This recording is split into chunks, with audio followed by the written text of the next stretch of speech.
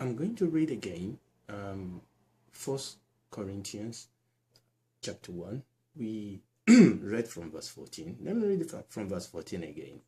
Paul wrote, he said, I thank God that I baptized none of you but Crispus and Gaius, lest any should say that I have baptized in mine own name. And I baptized also the household of Stephanas. Beside, I know not whether I baptized any other. For Christ sent me not to baptize. And we spend some time to look at that baptism, the Lord's Table, they are legitimate ordinances in the church. That here, Paul is not denigrating, is not talking down baptism. But what he's saying is that that is not the center. That is not the first. That is not where the power is. Is relativism here. He's talking about priority. He's talking about importance. That Christ has not sent me to baptize, but what? To preach the gospel. We did say, and I just want to bring that back to our mind because I know it's been a couple of clips away, that the gospel is our something's ear. That is the secret of the power of the church. That is where God has deposited the power for salvation. And we've said salvation should not be limited. Salvation is the completeness of the provision of God for man. That salvation is the fullness of the power and the riches of God in Christ Jesus on behalf of you and me. The salvation is God's answer for our problems, is God's answer for our progress, is God's answer for us walking in holiness, is God's answer for our provision, for our protection, for our preservation. Salvation is, the gospel, is the power that forgive our sin, is the power with which we walk in holiness, in righteousness. The gospel is the power with which we cast out devils. The gospel, that is where the power is. So he said, for Christ has not sent me to baptize. Everything else take their bearing from the gospel. Everything is baptism because we did mention this the last time, that these ordinances, they are like a drama. They are like a tool through which we dramatize, through which we preach, if you want to say. So baptism must preach the gospel. Baptism is not the gospel. The Lord's Table is not the gospel, and baptism is only important, and the Lord's Table is only important. These ordinances are only important to the degree to which they are vehicle through which we preach the gospel, because all these ordinances can become mere tradition. They can become mere form and no power. So we must understand that the emphasis, the center, the power, the first thing is the gospel. And to preach the gospel is not just letter, it's not just words. It is the demonstration of power, the manifestation of power, the manifestation of the wisdom and the power of God. And we will see that as we move on. So Paul said, Christ sent me not to baptize, but to preach. So I know I kept emphasizing that. I want you to understand that preaching is powerful. Preaching is an effort. Preaching involves the movement. It's a movement.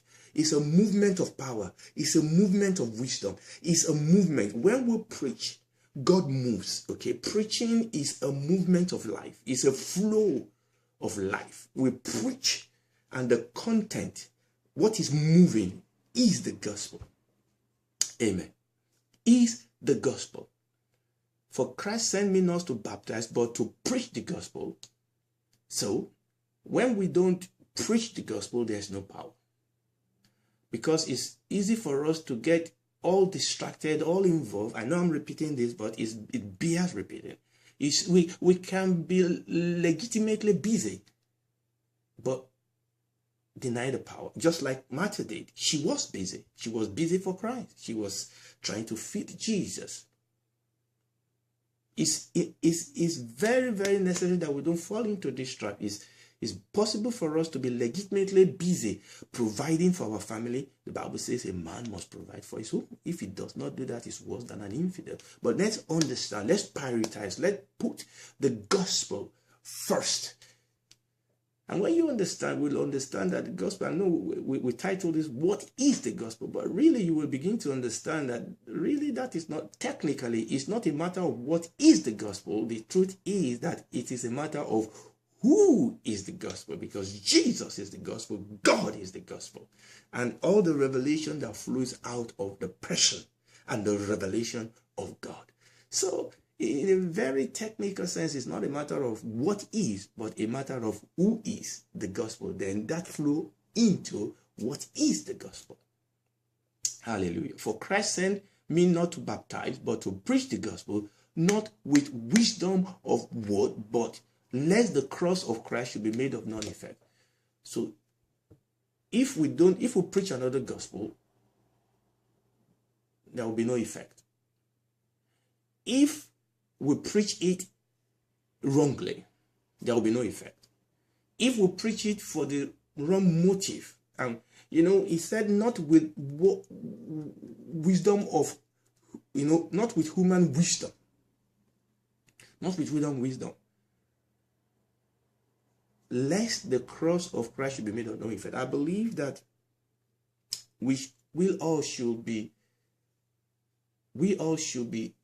anxious to see the gospel declared in power and in glory. We should all be jealous to see the glory of God manifested in our generation. We should all desire, we should have a burning hunger to see the power return once again to the pulpit. We should all desire to see fire falls, power demonstrated, the wisdom of God demonstrated when we as individuals minister the gospel, or when our pastors minister the gospel. We should all pray that God will revive his word, that God will send his word, that God will make his word to increase in our midst and to prevail. And this is why Paul kept asking people to pray for him. The ministry of the word is not, how will I put it? It's not flimsy. The ministry of the word is not one of those things. It is everything. The gospel is everything. The gospel is everything. It is when we don't understand the depth, the height, the breadth of the gospel, that is when we think that we need to add entertainment to it, or we need to add something else to it. The gospel is all we have. And it is time for us to understand that and sell everything else. Tear down every other distraction that we busy ourselves with. Let's focus on this. Let's pray on this. Let's read this. Let's meditate this. Let's study this. Let's think about this. Let's pray over this. Let's weep over this. Let's seek the face of God over this. This is all we have. We have nothing if we don't have the gospel. We are preaching nothing if we are not preaching the gospel. We are receiving nothing if we are not seeking the gospel, if we are not knocking at the gate of heaven and saying, God, revive your word. Everything else flow out of this. This is the ground from which every other seed grows. The seed of deliverance, the seed of forgiveness of sin, the seed of righteousness, the seed of holiness, the seed of provision, the seed of protection, the seed of walking in the fruit of the Spirit and the gift of the Spirit. Whatever we want has been deposited, has been given unto us in the gospel. And remember what I said, the gospel is not a what. The gospel is a who. And the gospel is not past history. The gospel is a now present experience. Paul said, verse 18, for the preaching of the cross is to them that perish foolishness, but unto us which are saved, it is the power of God. for some people, the gospel looks like foolishness because they think the gospel is a story. How can you tell a story? And particularly a story that happened many, many years ago. Few millennia years ago. How can you tell a story? It's because they don't understand the wisdom and the power of God. They don't understand the divinity and the eternity in the gospel. They don't understand. That is why to the world who have no revelation, whose eyes has been blinded, this is why they don't understand. This is why it is foolishness to us. But for you and myself who are saved, we should not be blind. We should understand that the gospel, that verse 18 tells us that for us who are saved, the gospel is the power of God. Let me see if I can read that quickly from the Amplified Bible, because I think this is very, very important. I'm going to try and read that verse 18 from the Amplified Bible, if I can get it quickly. Verse 18 says, for the story, much more than the story, and the message of the cross is sheer absurdity and folly to those who are perishing and on their way to perdition. But to us who are being saved, it is the manifestation of the power of God. And you will notice later that I will say also the manifestation of the wisdom of God. Hallelujah. That the gospel is the same gospel that saved us, that forgive our sin, is that same gospel that equip us to walk in victory, that equip us to walk in holiness, in righteousness. It is the same gospel that this gospel, hallelujah, is the manifestation of the power of God. And we must strive, we must desire that you and I will not. Let me read that verse 17 in Amplified. He said, for Christ the Messiah sent me out not to baptize, but to evangelize. Remember, evangelism here, we are using it in a broad sense, not just evangelizing to the unbeliever.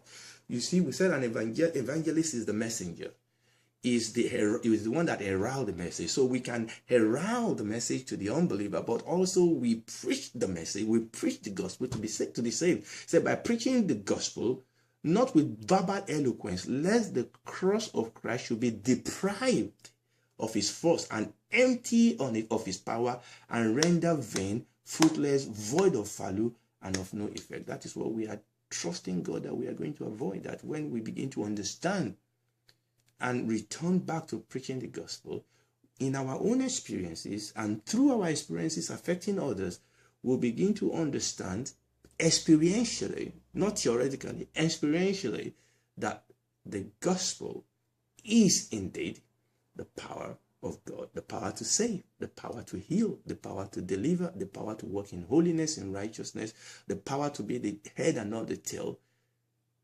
on top and not beneath. The gospel is the manifestation of the power and the wisdom of God. Praise the Lord.